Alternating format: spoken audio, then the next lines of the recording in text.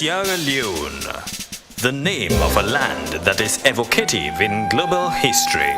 For about 300 years, the land in Africa that later was named Sierra Leone was one in which millions of slaves were captured from. These slaves were taken across the Atlantic Ocean to the New World, to America, to work as slaves. Millions died. At the end of the slavery in the Americas, slaves from Africa, from lands like Sierra Leone, continued to stay in America. Today, they include film stars and politicians. During the closing years of the 18th century, some of the freed slaves were returned to Africa, to Sierra Leone. Sierra Leone again became the symbolism of global remorse, of humanity's quest for freedom. Hence, Freetown was founded. Those freed slaves who returned to Sierra Leone were called Creoles. The Creoles were the trailblazers in modernity in West Africa. Today, the over 100-year-old Creole houses are reminders of the end of the protracted Holocaust of the Atlantic slave trade and the ruins of Bonds Island, much more than edifices. The Creoles of Sierra Leone have probably the densest concentration of quality brains among any ethnic group in Africa. Scientists like Dr. Nana Pratt, a Sierra Leonean Creole, growing up in Yoruba land among the Nigerians in Lagos, and Dr. Monty Jones. For almost 100 years, Sierra Leone was the beacon of modernity in West Africa, the land that had the best schools, the country from which administrators were exported from to work in other West African countries. Then, there was a period of decline. This reached its worst with the brutal war between 1991 and 2001.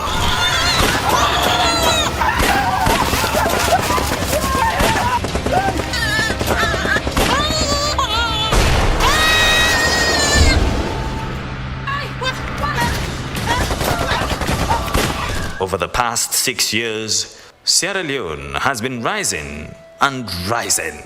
The surge in development of Sierra Leone shows itself in the barefoot solar engineers, illiterate women who can assemble and do maintenance on solar panels, lighting up villages. You know, woman, where them born, you know, ever master school do not, they don't go give you components away, they say nothing, no, they don't know the right. So God make any test within the test and Salone they come first. All across the country, there is hope and enterprise in action, from basket weaving to fish selling. This fish are the first school fee, do any kind. Before a conference on transformation and development in 2011, researchers went all around Sierra Leone. The most burning need of the people was for education, education, education. The surge of private and public schools in the country brings out one thing about Sierra Leone. The majority of people are ready to make sacrifices. Now they take support me, pay school fee, for feed them, lunch, everything how they do. The generation now in school are confident and determined. I was set to leave a record at the school. So at that day, on that particular day when I joined the school in SS1, I started the adventure. I started maintaining the first position, and up till the time in SS3 when I was chosen as the head prefect, I maintained the first position. With good teachers and well-trained teachers and the principal that is leading this school the right way, plan to excel, and we will excel in this school. I want to be an economist. There are several millions of school-going children who are youth, about 70% of the 6 million people in Sierra Leone. They have to be fed, housed, and educational space, materials, and equipment provided for them. They are the present. They are the hope of the future. All what is being done has to be centered on and propelled by education. What sort of education? The normal type of academic education, or education combination of theoretical learning which has not helped the country now. The preference is clearly for information technology and vocational technical learning. That is the only tertiary institution in this country that is making the difference in terms of the programs we require for this nation. Sierra Leone is among the top 3 countries in the world that produces the best and most sought-after jewelry diamonds. Sierra Leone's iron ore reserves being exploited today by London Mining and African Minerals are one of the most vast in the world. There are also substantial reserves of gold, bauxite and other minerals, and today 6 petroleum companies have started drilling to explore for petroleum reserves in the territorial waters of Sierra Leone. Opening up more appetite from the investment community outside of Sierra Leone, from Asia as well as from the West, to come to Sierra Leone, because it is the frontier state at the moment. There was recently an announcement that Luke Oil, which started drilling only about 2 months ago offshore Sierra Leone, have hit fire with hydrocarbons. Together with what Repsol and Anadarko did, the future looks bright. A project we call Step Up Science Technology Enhancement Program and University Partnership. We are currently looking at enhancing both the geology departments and the engineering department and enhancing their curriculum and to match other international standards in universities in the industry. But we are not just that, we are also looking at the vocational aspect in terms of enhancing and training young Sierra Leoneans to actually meet the challenges of the industry, because as I said at the beginning, it's a capital intensive industry and they want to get the best people. And so to get the best people, you have to invest in both those institutions and enhance their curriculum to meet some of the required challenges. And government is very, very supportive on that aspect, and companies like Chevron and all other companies are embracing the idea, and they are all prepared to support that. Now, government has a local content policy, which means that Sierra Leonean businesses should be given preferences in areas where they have the competency to perform. So, how prepared are Sierra Leoneans? Again, in the very near future, we are working on a local content strategy, wherein we'll initially, some of the things we'll do is eventually map out the hydrocarbon value chain, because you can only have an effective local content when you have an idea of the requirement side of both the requirement side of the system, but also the capability. The mineral resources are vast. They attract a lot of foreign investors, but they are finite. Diamonds will one day end. Iron ore could be mined for only 40 years into the future. There are other natural resources which are almost infinite, resources which government is determined to exploit for its agenda for prosperity to have a meaning. These include the idyllic beaches of Sierra Leone.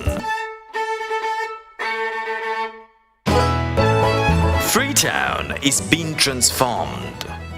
Those who paid a visit to Freetown 5 years ago would never believe it when they return in 2013. The government of President Ernest Bai Koroma has to stimulate opportunities for the people teeming Freetown. 60% of the people of the country are still engaged in agriculture, but agriculture is being transformed from traditional rural subsistence agriculture to commercial agriculture. The Felix Juice Factory is a unique experiment established by a US-based organization called First Step. It is a healthy blend of development and charity and commercialism. The farmers are trained by the First Step group, which has established an economic free zone. So, where una don dey grow this pineapple and what you una harbour pan? Harbour beneficiary for let God go put blessed beside the pineapple for let we able to sustain family and we picking it. future tomorrow. So una glad you them people that can help now? Yes, I will gladly, because they don't really can plan for help. We under the first operation will be done start. The farmers grow pineapples and collect mangoes. They sell the mangoes to the Felix Fruit Juice Factory. The peeling of the pineapples are used as manure for crops and will soon be transformed into electricity.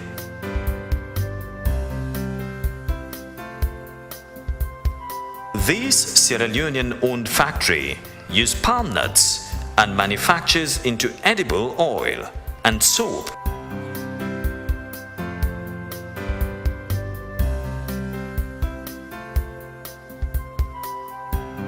What's not the meaning of America and how America Industries came about? How it started? Yeah,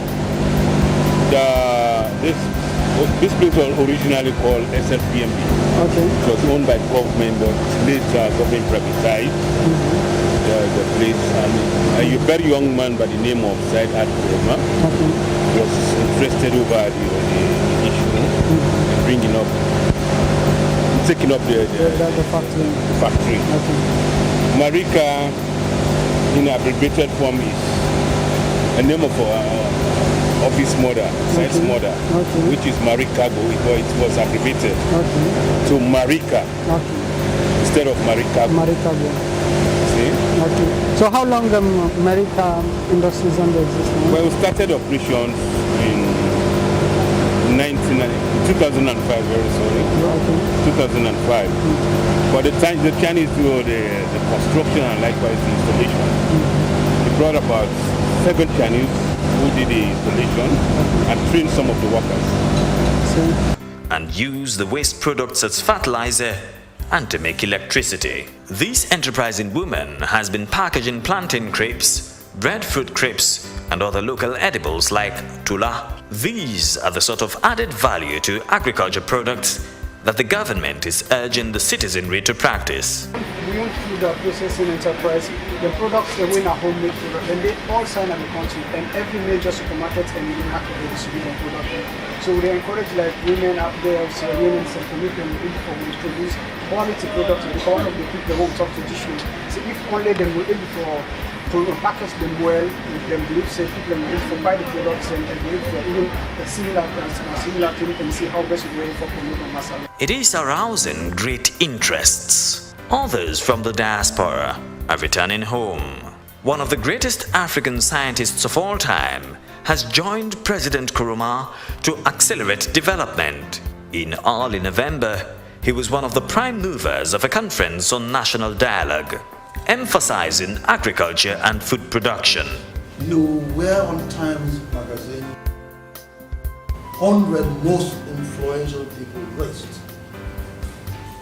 The only Sierra Leonean ever to make that illustrious global list. You've won other international awards. Tell us about it. These are really very happy moments for me. You know, coming back to my country, I was chairperson of the Global Forum for Agricultural Research, sort of managing the global agricultural research and development aspects, you know, and also I was the executive director of the Forum for Agricultural Research in Africa, coordinating, facilitating agricultural research for development for the continent, you know, and my first major award, I would say, was the World Food Prize, which was given to me in 2004, in October 2004 actually, and it was given mainly for the development of the America rice. As you are aware that I was the person, the brain behind the creation of Americas. America is the new rice for Africa, and I believe that that was the first time after 50 years of trial by various scientists for somebody, and that person happens to be myself, a Sierra Leonean, you know, to come up with the methodology, the process that could obtain good, true to type, what I would say, varieties from crossing the African indigenous species and the Asian indigenous species. So we were able to combine the high yield potential of the Asian rice and the adaptation of the African varieties. You know the Oryza glaberrima, these are the African. No other national leader in Sierra Leone and few African leaders have generated as much excitement and loyalty as President Nkrumah. He is revered and idolized.